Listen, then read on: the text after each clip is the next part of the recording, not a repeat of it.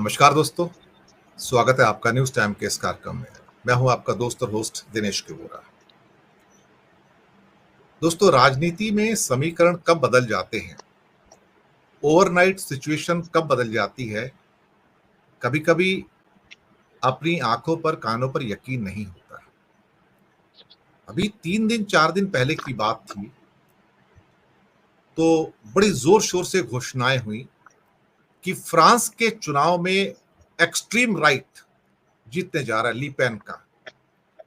पहले राउंड से कुछ पिक्चर अनक्लियर थी, तो दूसरे राउंड में आए। उनका एक प्रोसीजर अलग है चुनाव का।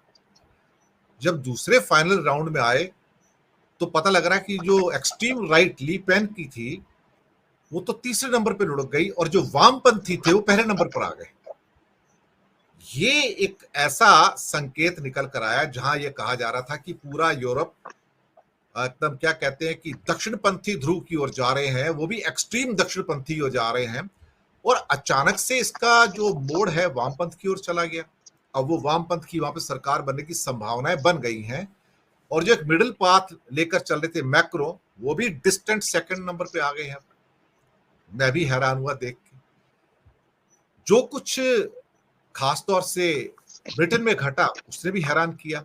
हैरान इसलिए किया कि लेबर पार्टी को वामपंथी पार्टी माना जाता है। हालांकि पिछले कुछ वर्षों में उन्होंने थोड़ा सुधार करके अपने आप को मध्यम मार्गी बना लिया, तो वो धुर वामपंथी नहीं थे। लेकिन जो भी आप मध्यम मार्ग पे आते हैं, अगर वामपंथी थे तो उसका असर तो रहता है कि आपका जो एक सेवा भाव होता है खास तौर से लोगों के प्रति, या सोच विचार चिंतन दर्शन जो होता है वो अलग होता है। लेकिन ब्रिटेन में और फ्रांस में एक सेंट्रिस्ट पार्टी या वामपंथी पार्टी का आना पूरी दुनिया के लिए चौंकाने वाली बात है। भारत के अंदर ये बात तो सही है कि हमारे यहाँ जो दक्षिणपंथी पार्टी है उसका तीसरी बार शासन आया, लेकिन उस दक्षिणपंथी पार्टी भारतीय जनता पार्टी को हमारे लोगों ने पूरा वर्डिक्ट नहीं दिया, उनको अधूरा वर्डिक्ट देके छोड़ दिया कि भाई नहीं, आप भी मध्यम मार्ग पे आ जाओ, और अगर आप ज्यादा दक्षिणपंथी बनते हो तो कहीं ना कहीं आपको भी नुकसान हो सकता है। मुझे लगता है यूरोप से निकलने वाले संकेतों को समझना जरूरी है। और इसके अलावा बहुत सारे देश जो लैटिन अमेरिका में भी वामपंथ की ओर मुड़ के चले गए थे, वहां से जो संकेत है उसको भी समझना जरूरी है। भारत में राजनीतिक समीकरण कुछ इस प्रकार के हैं जिसके अंदर हमने अक्सर ये देखा है कि राज्यों की डिमांड को केंद्र हमेशा इग्नोर करता आया। लेकिन अब हालात ऐसे पैदा हो गए, जबकि नया फाइनेंस कमीशन भी अरविंद पनगड़िया की, जो कि मोदी जी के चहेते हैं, उनकी लीडरशिप के अंदर इकट्ठा ऑर्गेनाइज तो कर दिया गया है। लेकिन राज्यों ने इस बार चैलेंज दे दिया कि आप हमसे सौतेला व्यवहार नहीं कर सकते। बल्कि साउथ की सबसे पहली वार्निंग तो ये आई वहां पर, आप कब तक हमसे पैसे लेके उत्तर प्रदेश और बिहार को देते रहोगे? Ultimately there is a limit to it. 75 साल से आप हमसे लेके दे रहे हो और उसके बाद भी अगर वो इंप्रूव नहीं होते हो तो फिर ये रिलेशनशिप आपको कहीं ना कहीं रोकनी पड़ेगी, आपको कहीं ना कहीं एक रुकावट डालनी पड़ेगी। 23 जुलाई के बजट के बाद जो मांगे नायडू साहब ने रखी हैं, जो 1 लाख करोड़ की हैं, जिसमें 15,000 करोड़ अमरावती के लिए, 12,100 करोड़ जो उनका बड़ा इरिगेशन प्रोजेक्ट है पोलावरम उसके लिए है। इसके अलावा वंदे भारत ट्रेन की डिमांड है, साथ में उनकी डिमांड कुछ लाइट रेलवेज की है अमरावती के अंदर, प्लस डेट रीपेमेंट को रिस्ट्रक्चर करने की बात हो रही है, और उनके कई जो लोन्स हैं उसको या तो माफ करने की बात हो रही है या उसको केंद्र सरकार मदद दे, उस तरीके से देखने की बात हो रही है। तो जो भी लक्ष्मी बम फूटेंगे वो 23 जुलाई के बाद फूटेंगे, क्योंकि हम लोगों ने पहले शायद मान लिया था कि स्पीकर की पोस्ट के ऊपर कुछ मारामारी हो सकती है, लेकिन शायद एक बहुत स्ट्रेटेजिकली रणनीति के हिसाब से नायडू साहब ने एक बहुत अच्छी चाल चली और वो पीछे हट गए कि हमें कोई इंटरेस्ट नहीं है आपकी सो कॉल्ड स्पीकरशिप में, हमें तो पैकेज चाहिए आंध्र प्रदेश के लिए। अब लगता है कि 23 जुलाई को मोदी जी के लिए सबसे बड़ा जो हैंगिंग स्वॉर्ड वो यही है कि आंध्रा के साथ क्या करें, अल्टीमेटली क्या किया जा सकता है, उसको पैकेज कैसे दें। और साथ में बिहार की डिमांड भी आनी शुरू हो रही है कि भाई हमको भी दर्जा दो। दर्जा देने का मतलब है कि कहते स्पेशल दर्जा दो, लेकिन स्पेशल दर्जा कैसे दिया जा सकता है? वो तो फाइनेंस कमीशन दे सकता है। अभी भी जब बिहार केंद्र को 1 रुपए कंट्रीब्यूट करता है तो केंद्र सरकार उसको 7 रुपए 6 पैसे वापस करती है उसके बदले में। ये एक इक्वेशन है। और उत्तर प्रदेश को 2 रुपए 73 पैसे देती है। तो ऑलरेडी ये दोनों की जो रिलेशनशिप है इस किस्म की है कि ये पैसे नॉर्थ, साउथ और वेस्ट इंडिया से आते हैं, उनको दिए जाते हैं। अब स्पेशल पैकेज का मतलब ये हो गया कि आप क्या कहते हैं, बिहार 7 रुपए 6 पैसे भी लेके अगर आप संतुष्ट नहीं हो तो यू आर, क्या कहूं, परजीवी कहना अच्छा नहीं होगा, इसके ऊपर ये शब्द उचित नहीं होगा। तो कहीं ना कहीं उनको सोचना चाहिए कि आप 75 साल से क्या कर रहे हैं। अल्टीमेटली जो साउथ वाले भी थे उनको भी एक्स्ट्रा मदद तो मिली नहीं है, वेस्ट को एक्स्ट्रा मदद तो मिली नहीं है। मध्य प्रदेश भी आज धीरे धीरे तरक्की कर रहा है तो अपनी मदद से कर रहा है, राजस्थान भी कर रहा है। तो स्थितियां बहुत जटिल हैं, कॉम्प्लेक्स हैं, और मुझे लगता है 23 जुलाई के बाद कुछ फायर वर्क्स देखने को मिलेंगे। जहां मोदी जी इस बजट में कुछ देंगे मुझे बिल्कुल भी उम्मीद नहीं है। शायद लीपापोती करने की कोशिश करें, लेकिन नायडू साहब लीपापोती को स्वीकार नहीं करते हैं। बातचीत करने के लिए हमारे साथ गिरीश जोशी, राजेश ठाकर, डॉक्टर राकेश पाठक, नीनू जान जी, आप सबका बहुत बहुत स्वागत है। पहले गिरीश भाई आपके पास ही आ जाता हूं मैं। गुजरात भी एक डोनर कंट्री है इस मामले में। 1 रुपए देता है तो उसको भी कम पैसे वापस मिलते हैं, और बाकी साउथ के तो सबको ही कम पैसे मिलते हैं, आपको पता ही है। महाराष्ट्र को सबसे कम पैसे मिलते हैं, मैं आपको बता दूं। जब महाराष्ट्र 1 रुपए देता है केंद्र को तो उसको सिर्फ 8 पैसे वापस मिलते हैं, 8 पैसे।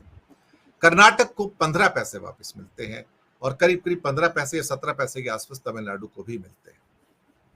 ये अजीब सी एक रिलेशनशिप है, और मुझे लगता है कि जब नायडू साहब और पैसा मांगने आएंगे तब क्या होगा। ये स्थितियां निकल कर आ रही हैं। क्या केंद्र पैसे देगा, नहीं देगा तो फिर नायडू का एक्शन क्या होगा। फायर वर्क्स यहां से स्टार्ट होते हैं। गिरीश भाई। दिनेश जी, आपने एक बहुत ही दुखती नस पे हाथ रख दिया है। We belong to a district जिसको कच्छ डिस्ट्रिक्ट बोलते हैं, जिसका इतिहास 500 साल पुराना है। गुजरात 1961 में बना था, और हमारा डेवलपमेंट और इनकम रेशियो जो आप बोल रहे हो सबसे ज्यादा पैसा दे रहे हैं, उसमें से 60% शेयर सिर्फ वो एक डिस्ट्रिक्ट का है। उसके बाद 2 मेजर पोर्ट्स हैं, यू नेम द मिनरल्स, वहां पे कोयला भी है, बेंटोनाइट भी है, बॉक्साइट भी है, तो सारा मिनरल्स यहां से जाता है। अगर आप वो 2 पोर्ट और ऑयल इंस्टॉलेशंस को निकाल दो तो Gujarat is nothing accept tourism.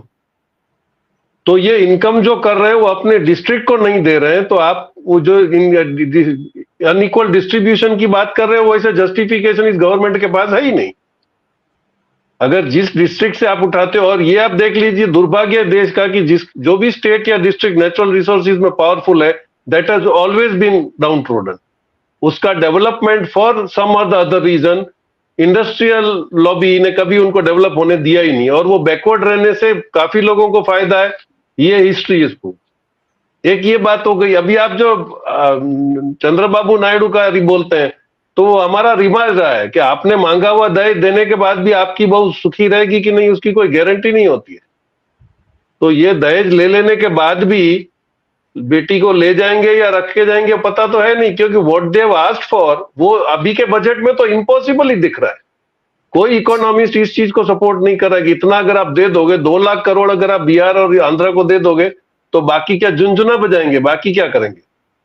और सबसे बुरी बात है कि इनके पास कंट्री प्लानिंग है नहीं। जिस आप केरला में देखिए, उनके पास 2 रिसोर्सेज बहुत अच्छे थे, that was tourism and natural treatment, जो होम रेमेडीज की होती। तो ऑयल थेरेपी में और इसमें इन लोगों ने उतना सारा डेवलप किया, फॉरेन एक्सचेंज आने लगा। इनके पास कोई नेशनल पॉलिसी नहीं है कि जिस स्टेट के पास जो है उसको आप डेवलप करें। मोदी जी को एक ही सपना आता था कि पूरी जो कोस्टल लाइन है उसको आप टूरिज्म में चेंज कर दीजिए, उसको आप रिबिल्ड करिए। उसके एवज में आपने फिशरमैन को ऑलमोस्ट 60% उनकी हेलमेट्स को आपने खत्म कर दिया है। तो development can not be at a cost of something. अभी भी आप देखिए आंध्रा और तेलंगाना के बीच में उनका वही चल रहा है कि पोर्ट्स डेवलप करने की बात करें, वो एग्रीमेंट इसका कर रहे हैं कि आप अपना पोर्ट इस्तेमाल करने दीजिए और ये हम डेवलप करेंगे। तो आइदर स्टेट्स गेट टुगेदर, ये नहीं होगा तो 24 को जो नायडू जी ने और इन्होंने इनको लूज रोप देके रखा था, तो पब्लिक में परसेप्शन ही क्या कि मोदी जी ने सबको डरा दिया, अब वो सरेंडर हो गए, और ये परसेप्शन बहुत चला है अभी। लेकिन उनको ये नहीं पता है कि चंद्रबाबू नायडू इतिहास में कभी ना झुके हैं और वो सबसे स्ट्रॉन्ग निगोशिएटर है।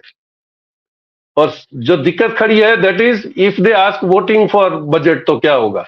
अभी भी आप देखिए 180 स्टेक होल्डर्स को बुलाया गया था फाइनेंस मिनिस्टर की तरफ से, उसका आप रियलिटी चेक करिए। मैं कुछ एसोसिएशन जो बिल्कुल मुखर होके बोलते हैं, मैंने उनको पूछा क्या हुआ, तो बोले 11 बजे की मीटिंग थी, रात को 9 बजे हमको इनविटेशन आया कि आप आइए। तो उन्होंने अपने ही चाचा भतीजे मामा को बुला लिया था उसमें, और अभी तक कोई मैसेज ही नहीं आया बात कि भाई ये 180 स्टेक होल्डरों ने क्या जाके फाइनेंस मिनिस्टर डिस्कस किया, उनको क्या मिला, क्या एश्योरेंस मिला। तो ये अभी भी जो गिमिक्स कर रहे हैं, ये जब फ्लोर पे आ जाएगा, फ्लोर ऑफ द हाउस, तो सारी पिक्चर क्लियर हो जाएगी, मैं ये समझ रहा हूँ, और that is bad days to come. Ji Dinesh.